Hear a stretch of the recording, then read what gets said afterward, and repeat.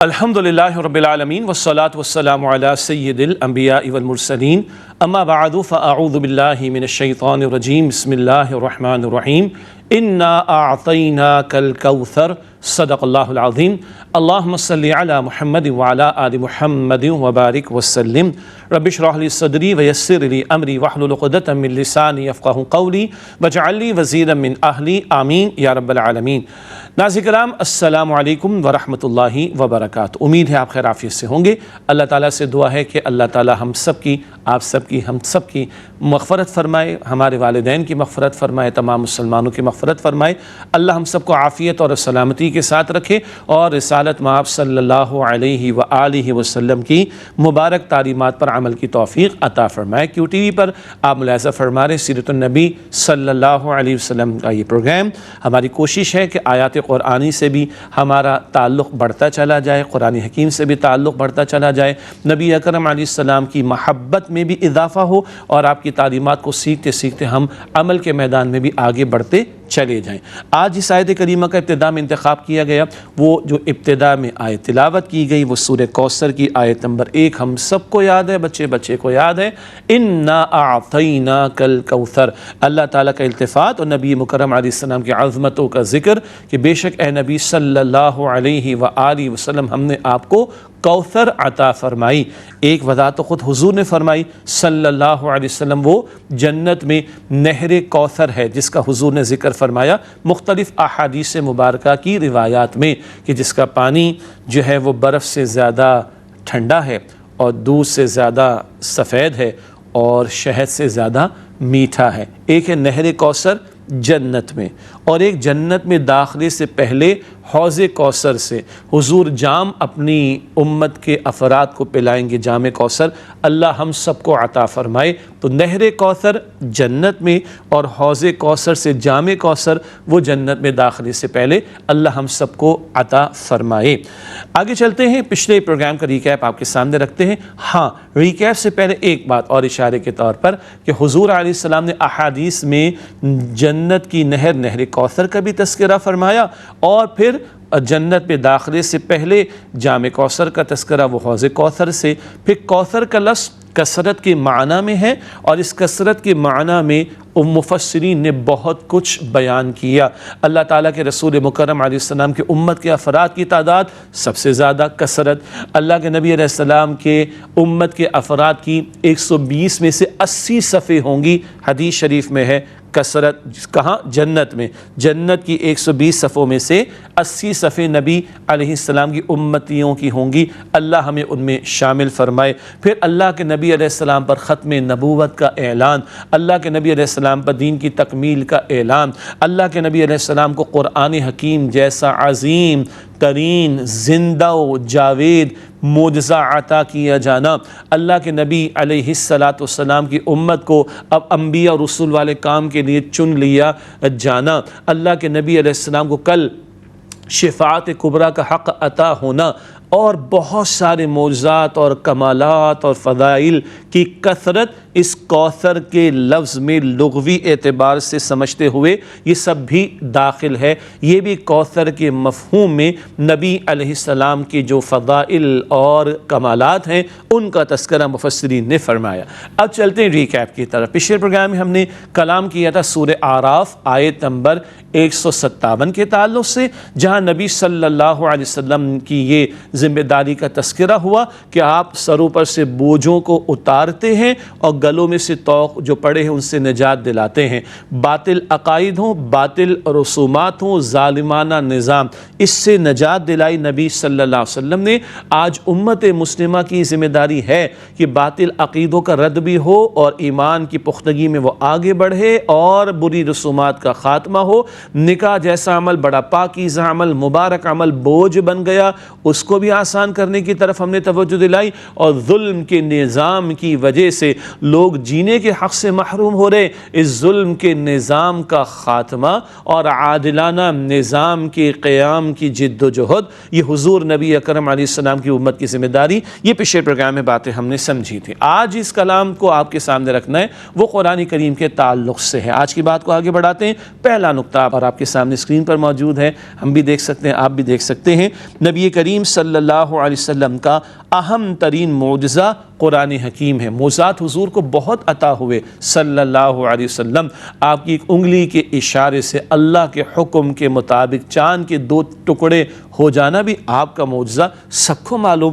بہت سارے معجزات، البتہ حضور کی دنیا سے تشریف لے جانے کے ساتھ وہ معجزات تو وہاں رک گئے، مگر حضور علیہ السلام کو عطا ہونے والا قرآن حکیم جو سب سے بڑا عظیم اور زندہ و جاوید قیامت تک رہنے والا معجزہ ہے، وہ قرآن حکیم ہے۔ اللہ کے نبی علیہ السلام مشرکین مکہ کو جب دعوت دیتے تو ان کے مطالبات پر قرآن پاک کو پیش کیا جاتا۔ وہ کہتے ایسا کر کے دکھا دیں، ویسا کر کے دکھا دیں، ان کے ساتھ فرشتوں کا نزول ہونا چاہیے تھا، ان کے پاس باغات ہونے چاہیے تھے، ان کے پاس خزانے ہونے چاہیے تھے، ایسا ہو جاتا ویسا ہو جاتا۔ نہ، اللہ نے قرآن عطا کیا، حضور نے قرآن پیش کیا، حضور نے قرآن کا معجزہ ان کے سامنے رکھا، حضور نے قرآن کی دعوت ان کے سامنے رکھی، مانو اس کو تو نجات میں ملے گی۔ سب سے بڑا زندہ جاوید معجزہ حضور کا وہ قرآن حکیم ہے۔ اگلا نقطہ، مسلمانوں کا اہم ترین نصاب قرآن حکیم ہے۔ مسلمانوں کا اہم ترین نصاب قرآن حکیم ہے۔ نصاب سمجھتے ہیں نا؟ سلیبس۔ اسکول لائف ہم نے گزاری، کالج لائف ہم نے گزاری، بہت سو نے یونیورسٹی کی لائف گزاری، بہت سو نے پروفیشنل اسٹڈیز کی لائف گزاری۔ سلیبس ہوتا ہے نا، گریڈ 1 2 3 4 5 اینڈ آنورڈس۔ کالج کا سلیبس ہوتا ہے، پھر یونیورسٹی کا سلیبس ہوتا ہے، پروفیشنل اسٹڈیز کا سلیبس ہوتا ہے، ٹریننگ کورسز کا کانٹینٹ کا سلیبس ہوتا ہے نا۔ لیکن آپ کی اور میری اسکول لائف کی کتابیں کدھر ہیں؟ ختم۔ آپ کی میری کالج لائف کی کتابیں، بڑوں سے بات کر رہا ہوں، ہو سکتے ہیں نوجوانوں بچے بھی دیکھ رہے ہوں، کالج کی کتابیں غائب، یونیورسٹی کی کتابیں غائب، بڑی پروفیشنل اسٹڈیز کی، ہم چارٹرڈ اکاؤنٹنسی کے اسٹوڈنٹ رہے، دنیا جہاں کی چارٹرڈ اکاؤنٹنسی کی کتابیں، آڈیٹنگ کی، اکاؤنٹنگ کی، مینجمنٹ کی، لا کی، اور پتہ نہیں کس کس چیز کی، کدھر غائب، سب ختم بھی ہو گئی، آؤٹ ڈیٹڈ بھی ہو گئی، سبحان اللہ۔ لیکن میرا آپ کا اہم ترین مستقل ترین نصاب قرآن حکیم ہے۔ کیسے بھلا؟ دیکھیے اگلا نقطہ، ہر نماز میں تلاوت قرآن لازم ہے۔ ایسے ہی ہے نا، ہر نماز سورۃ الفاتحہ کی، بلکہ ہر رکعت میں سورۃ الفاتحہ کی تلاوت ہوتی ہے، اور تلاوت قرآن پاک میں سے کچھ حصہ بھی ہم، بلکہ یوں کہیے قرآن پاک میں سے مزید بھی کچھ حصہ تلاوت کرتے ہیں۔ فرض نماز، فرض رکعتیں جہاں 4 ہوں تو تیسری چوتھی رکعت میں سے سورہ فاتحہ کی تلاوت ہوتی ہے، جہاں 3 ہوں مغرب کے 3 فرض تو تیسری رکعت میں سے سورہ فاتحہ کی تلاوت ہوتی ہے، باقی ہر رکعت میں سورۃ الفاتحہ کی تلاوت ہوتی ہے، اور اس کے ساتھ قرآن پاک کا کچھ حصہ ہم تلاوت کرتے ہیں۔ ایسے ہی ہے نا، 4 5 6 سال کا بچہ ہو یا 100 برس کا بوڑھا ہو، قرآن پاک کی تلاوت کرے گا یا سنے گا فرض نماز میں و جماعت نماز میں۔ ایسا ہی ہے کہ نہیں؟ امریکن ہو، آسٹریلین ہو، افریقن ہو، ایشین ہو، قرآن، گورا ہو کالا ہو قرآن، شہر کا ہو دیہات کا ہو قرآن، بوڑھا ہو جوان ہو نوجوان ہو بچہ ہو قرآن، عربی ہو عجمی ہو قرآن۔ سبحان اللہ۔ آپ نے غور کیا؟ ہمارے لیے سب سے امپورٹنٹ سلیبس اللہ اور اللہ کے رسول نے قرآن پاک کو مقرر کیا، اور کتنی مرتبہ؟ فجر میں قرآن، ظہر میں قرآن، عصر میں قرآن، مغرب میں قرآن، عشاء میں قرآن، فرض رکعتوں میں قرآن، نفل رکعتوں میں قرآن، سنت رکعتوں میں قرآن، وتر کی نماز میں قرآن، دیگر نوافل میں قرآن، تہجد کی نماز میں قرآن، تراویح کی نماز میں قرآن، اللہ اکبر کبیرہ، جمعے کی نماز میں قرآن، عید کی نماز میں قرآن۔ سبحان اللہ، روزانہ مستقل بار بار ہر چند گھنٹوں کے بعد قرآن قرآن قرآن قرآن اینڈ قرآن۔ اور آج محرومی کیا ہے؟ عظیم اکثریت نماز ادا نہیں کرتی۔ جو نماز ادا کرتے ہیں وہ کتنے اچھے انداز سے تلاوت کرنے، غور کرنے کی ضرورت ہے، درست انداز سے۔ اور ابھی آگے فہم کی بات بھی آئے گی۔ قرآن کی صرف تلاوت کافی نہیں، قرآن تو کتاب ہدایت ہے۔ اگلا نقطہ دیکھیے، قرآن کریم کتاب ہدایت ہے۔ بار بار قرآن پاک کا تعارف جو قرآن کریم میں آتا ہے، شروع بالکل اور بعد میں بھی، ھدی للمتقین، یہ متقین کے لیے ہدایت ہے، ھدی للناس، یہ انسانوں کے لیے ہدایت ہے، یہدی للتی ہی اقوم، یہ بالکل سیدھے راستے کی رہنمائی کرنے والا قرآن ہے، لتخرج الناس من الظلمات الی النور، اس لیے اس کی آیات عطا کی گئی نبی علیہ السلام کو کہ آپ لوگوں کو گمراہی کے اندھیروں سے نکال کر ہدایت کی روشنی کی طرف لے کر آئیں۔ تو ہدایت ہدایت ہدایت ہدایت، یہ بار بار قرآن کریم کا تعارف ہمارے سامنے آتا ہے۔ ہاں، ثواب ملتا ہے قرآن پاک سے، اور ایک ایک حرف کی تلاوت پر 10 نیکیاں ملتی ہیں، اور جامع ترمذی کی حدیثیں ہم آپ کے سامنے پیش کر رہے ہیں۔ الف ایک حرف ہے، لام ایک حرف ہے، میم ایک حرف ہے، الف لام میم، حروف مقطعات کہتے ہیں نا انہیں، قطع کرنا، علیحدہ علیحدہ پڑھتے ہیں، ان کو علیحدہ علیحدہ کر کے پڑھتے ہیں۔ سورۃ البقرہ کے بالکل شروع میں الف لام میم. الفاظ یاد آ گئے؟ حضور نے فرمایا صلی اللہ علیہ وسلم الف ایک حرف ایک الفابیٹ ہے، لام ایک حرف ایک الفابیٹ ہے، میم ایک حرف ایک الفابیٹ ہے، 1 2 3 ہر حرف پر 10 نیکیاں عطا ہوں گی، 10 20 30 نیکیاں ہو گئیں. یہ اتنا پیارا کلام ہے، اتنا برکت والا کلام ہے کہ بغیر سمجھے بھی تلاوت کی جائے گی تو ثواب ملے گا. لیکن یہ صرف ثواب کی کتاب نہیں بھائی، اور آج ہم ثواب کے لیے بھی نہیں پڑھتے، ہم صرف اصالِ ثواب کے لیے پڑھ رہے ہیں. ہم کسی کا انتقال ہوگا تو ہم قرآن پاک کھولیں گے، ایسا ہے کہ نہیں؟ کیوں یہ زندوں کے لیے کلام نہیں ہے کیا؟ مرحومین کے لیے ہو گیا ہے. اللہ اکبر کبیرہ. ہاں نیک اعمال کریں، چاہے وہ نوافل پڑھیں، تلاوت کریں، دعا کریں، صدقہ اللہ کی راہ میں پیش کریں، نیک اعمال کریں، مرحومین کے لیے دعا کریں، اللہ قبول فرمائے گا انشاءاللہ تعالی. لیکن Quran is not meant for the dead people. قرآن مرحومین کے لیے کتاب تو نہیں ہے. Quran is a living book for the living people. قرآن زندہ کلام ہے زندوں کے لیے. سورۃ الانبیاء کی آیت نمبر 10 میں آتا ہے لقد انزلنا الیکم کتابا فیہ ذکرکم افلا تعقلون. یقیناً ہم نے تمہاری طرف ایک کتاب نازل کی جس میں لوگوں تمہارا ذکر موجود ہے، تمہارے لیے رہنمائی موجود ہے. افلا تعقلون، کیا تم عقل سے کام نہیں لیتے؟ کیا تم سمجھتے نہیں ہو؟ It's meant for you. یہ زندہ کلام تمہارے لیے، زندوں کے لیے. بھائی کتاب ہدایت ہے. اگلا نقطہ دیکھیے، تلاوت قرآن کریم کے ساتھ فہم قرآن بھی لازم ہے. تلاوت قرآن پاک کے ساتھ فہم قرآن بھی لازم ہے. تلاوت سے ثواب ملتا ہے کوئی شک نہیں، لیکن فہم سے، سمجھنے سے، انڈرسٹینڈنگ سے پتہ چلتا ہے کہ اللہ تعالیٰ ہم سے کیا چاہتا ہے، اللہ تعالیٰ کن باتوں کا حکم دیتا ہے، اللہ تعالیٰ کن باتوں سے روکتا ہے، اللہ تعالیٰ کن باتوں سے راضی ہوتا ہے، اللہ تعالیٰ کن باتوں سے ناراض ہوتا ہے. اچھا بتائیے، اگر ہمیں معلوم ہی نہیں کہ اللہ ہم سے کیا چاہتا ہے تو ہم اللہ کی مانیں گے کیسے؟ ہمیں معلوم نہیں کہ اللہ تعالیٰ کن باتوں سے راضی تو اس کو راضی کریں گے کیسے؟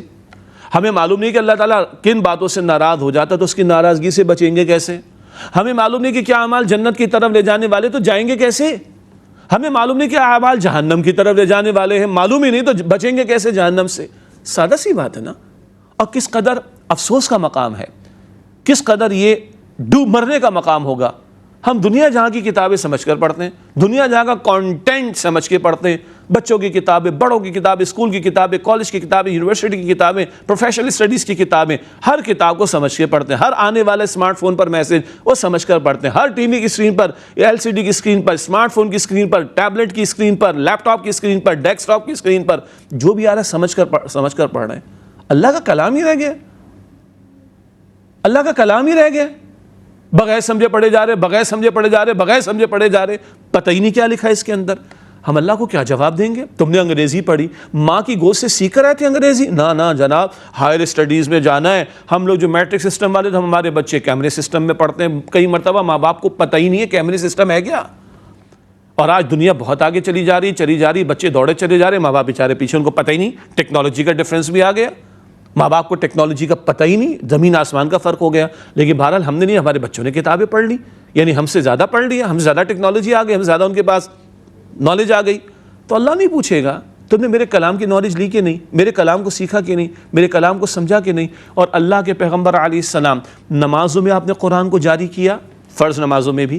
اور تہجد تو سب سے طویل نماز ہوتی تھی اللہ کے نبی علیہ السلام کی، وہاں قرآن کی تلاوت ہوتی. پھر اللہ کے پیغمبر علیہ السلام وعظ کرتے، نصیحت کرتے، دعوت دیتے، تبلیغ کرتے، قرآن پاک کے ذریعے کرتے.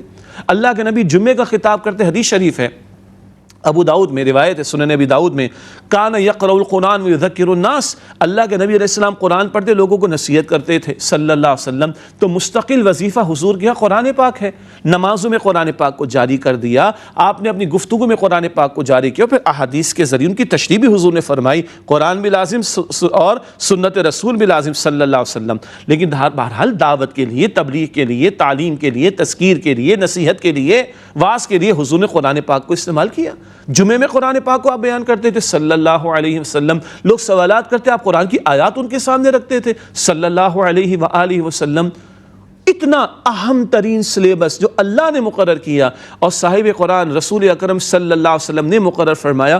ہم اپنے گریبانوں میں جھانک کر دیکھ لینا، آج اس قرآن کے ساتھ ہمارا کیا تعلق ہے. بند کر کے رکھا ہوا رمضان شریف میں دیکھ لیں گے بھائی، وہ بھی سمجھے بغیر. حج کے موقع پر تلاوت کر لیں گے، ثواب ملے گا، مگر سمجھے بغیر بس. باقی اس قرآن کا ہماری زندگیوں کے ساتھ تعلق، یہ کتاب ہدایت ہے، زندگی کے لیے رہنمائی دیتا ہے، ہمیں بتاتا ہے یہ ڈوز ہیں، یہ ڈونٹس ہیں، یہ کرنے والے کام، یہ نہ کرنے والے کام۔